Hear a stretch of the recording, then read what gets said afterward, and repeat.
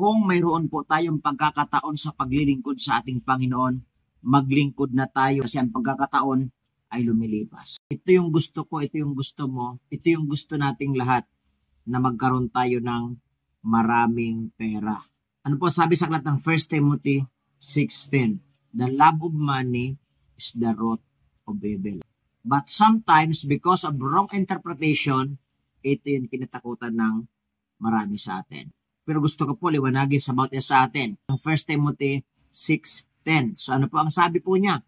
That for the love of money is the root of evil. So kaya marami sa atin ayaw na maghanap buhay, ayaw na magkaroon ng pera kasi natatakot na nga sila, lalo na ngayon.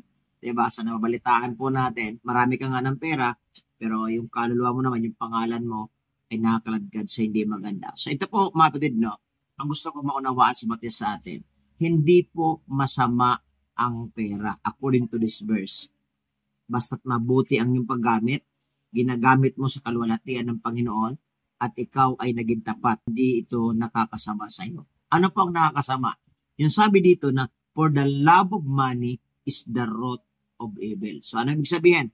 Kung minahal mo na ang pera, so ang pera is just a thing na hindi dapat natin bigyan ng pagmamahal.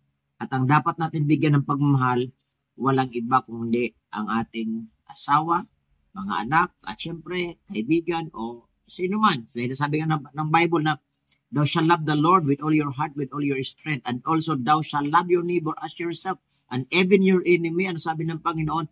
Thou shall love your enemy. Yan ang utos ng ating Panginoon. Hindi niya sinabi na mahalin natin ang pera.